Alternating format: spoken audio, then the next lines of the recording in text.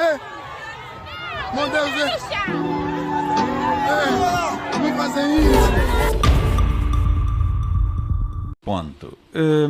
Primeiro, eu penso que o legislador, no caso o legislador da Assembleia Nacional, deu ao Presidente da República o poder discricionário. Ou seja, o próprio legislador fez com que os três nomes que chegassem à mesa do Presidente da República devessem ser considerados em igualdade de circunstâncias.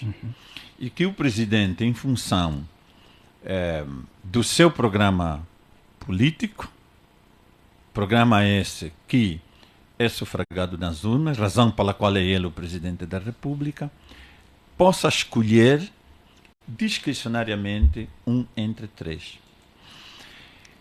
Se a Assembleia Nacional, enquanto legislador, entender que não deve ser assim, ela deve corrigir. Porque não se pode esperar que um estadista não use os instrumentos de poder que o próprio Estado põe à sua disposição para implementar o seu programa e o programa pelo qual ele é politicamente responsável. Portanto, isto é para dizer que é irrelevante do ponto de vista jurídico-político que alguém tenha mais votos ou menos votos. São os três mais votados, é isso que a lei diz. E embora, diga-se a boa da verdade, que a diferença é mínima. Né? Portanto, eu pessoalmente... A diferença é de um voto. É de um voto. Portanto, é mínima. Né? Quando eu digo diferença mínima, é de um voto. Okay. Por conseguinte, não colhe, e é uma visão, uma visão inquinada, ir buscar questões de legitimidade, ir buscar questões de soberania. Soberania, então, é uma completa aberração. Soberania significaria dizer se fosse eleito pelo povo. O povo é que é soberano. Portanto, ir buscar conceitos de legitimidade, conceitos de soberania, é até não conhecer estes conceitos quando aplicados a este caso. Concluindo, o Presidente usou os mecanismos que a Constituição e a lei lhe conferem para a execução de um programa pelo qual ele é politicamente responsável. Agora, é responsável para o bem e para o mal. Portanto, ele fez a escolha dele. Se essa escolha se revelar má, obviamente, politicamente, ele é responsável por isso. Portanto, acho que, pelo contrário, se ele não usar estes mecanismos e tiver dificuldades em fazer cumprir e fazer cumprir o seu programa governativo, aí sim, aí ele não estará a ser um bom presidente, porque os órgãos de soberania conferem instrumentos e ferramentas de exercício do poder que ele tem a obrigação de usar da melhor forma possível. O resto são, digamos, são impressões pessoais.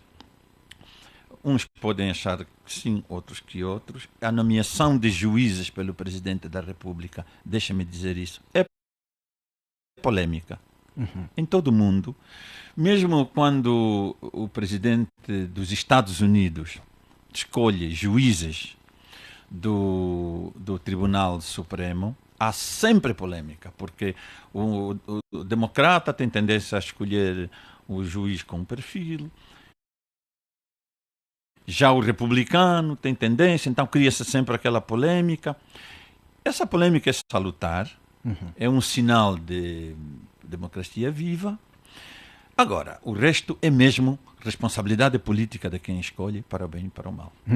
Mas quando coloca para o bem e para o mal, olhando para os 5 anos do primeiro mandato de Pita Grosso, qual é a impressão que o doutor tem? E, aliás, há pouco tempo invocou a prerrogativa reservada à Assembleia Nacional de intervir caso a escolha do Presidente da República não tenha sido bem feita. Para o caso em concreto, acha que haveria essa necessidade? Não, eu não disse isso.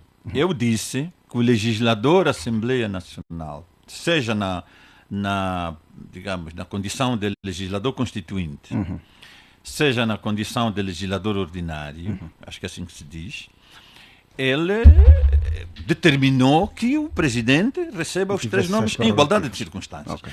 E que se entender que já não deve ser assim, é ela quem deve rever a legislação. Ok, a legislação. Agora, em relação ao desempenho do procurador Pita Grosso, eu considero positivo.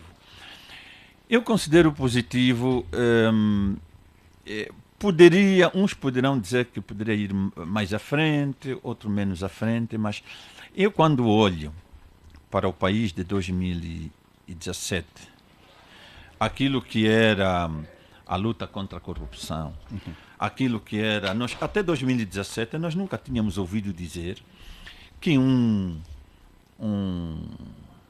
uma entidade protocolar, e aí, sem ironia, é mesmo coisa, que uma entidade protocolar tivesse sido acusada, indiciada, investigada por crimes contra a corrupção.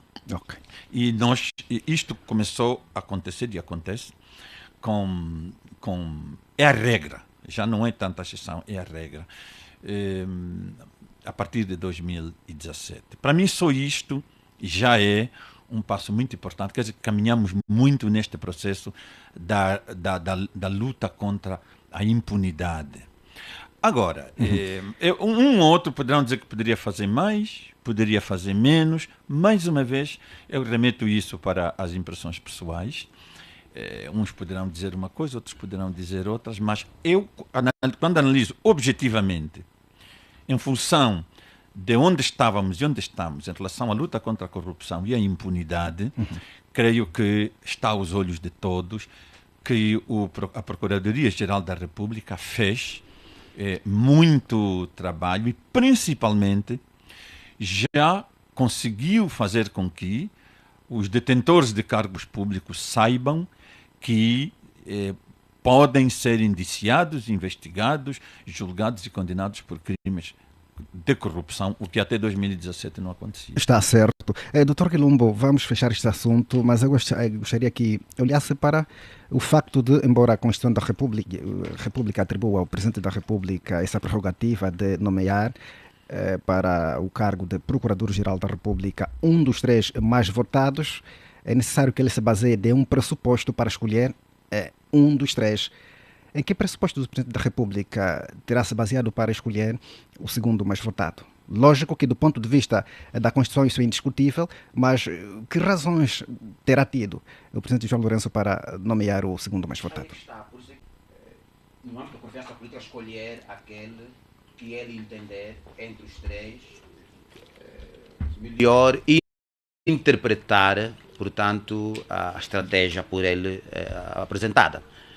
Tanto em sede de um programa ou de uma definição de alguma situação que exija que ele escolha essa pessoa. Isto é um aspecto. Outro aspecto menos importante é que nós estamos a ver um momento interessante quanto ao combate à corrupção.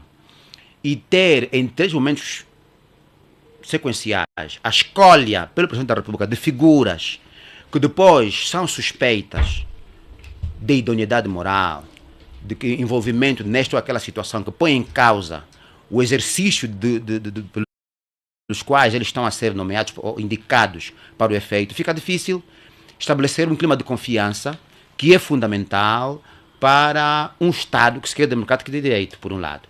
Por outro lado, a regra é que o Presidente indique depois da votação dos 3 mais. Justamente. Do mais votado entre os 3, por um grupo, que são os magistrados, que melhor se conhecem, que melhor dominam a situação e que estão em melhores condições de dizer que este melhor consegue interpretar aquele fenômeno e consegue ir a esta estrutura, dirigir em função daquilo que é o interesse do público. Mas o presidente também tem essa prerrogativa de olhar para este e dizer que eu prefiro este. Imagine que, no final das contas, o dedo podre, com a vida das aspas, é do presidente da República, quanto a Exalgina Gamboa e quanto a Joel Leonardo. E poderá ser o mesmo com Pita Gross. Porque Mas quando na abertura diz que poderá ser o mesmo...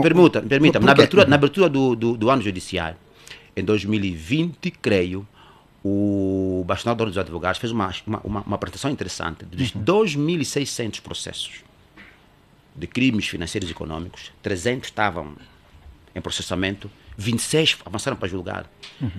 Há um saldo negativo.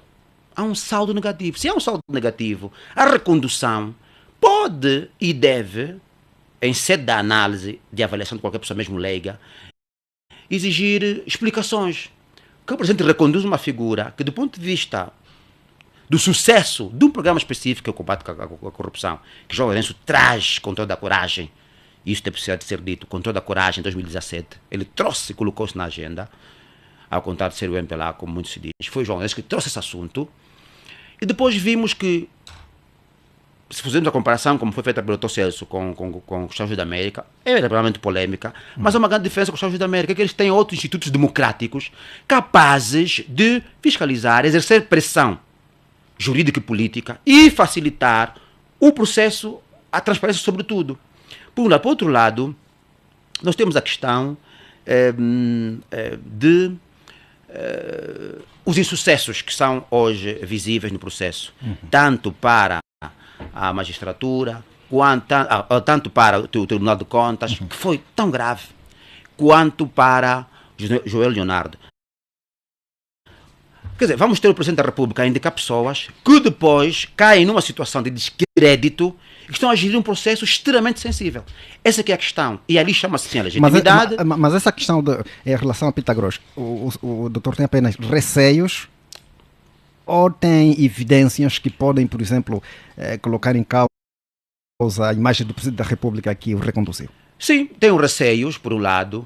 Tenho também evidências, que é o facto de os dois antes indicados pelo Presidente da República não terem tido sucesso e estarem, a esta altura, com situações de credibilidade pessoal e ética, por exemplo. Por outro lado, tenho também a constatação do insucesso da PGR em sede do exercício do combate à corrupção. Porque a PGR apresentou agora um novo programa, sem antes fazer o balanço do programa antigo, 2018-2022, sobre o combate à corrupção. A PGR traz elementos que são fundamentais, por exemplo, a questão do aumento do salário dos técnicos, por um lado, a questão do fim da contratação simplificada, por outro lado, e bem como uma outra que agora não consigo precisar, que são elementos interessantes. Mas qual é o balanço da PGR do ponto de vista do combate à corrupção? Ponto 1. Qual é o balanço negativo? A concluir? Porque em 5 anos recupera 6 mil milhões. Não temos um relatório financeiro detalhado dos 10% que existe no decreto presidencial sob a apreensão de meios financeiros, fruto da corrupção, por exemplo. Ou seja, há aqui uma série de situações que eu acho que descredibilizam em grande medida a PGR e um pouco também, em grande medida, o seu capitão, que é, portanto, o Procurador-Geral da República. São esses elementos que eu apresento como irrefutáveis. Acorda cedo, põe o pé na estrada, deixa o filho em casa com uma vontade de voltar para casa. Quando chega à praça,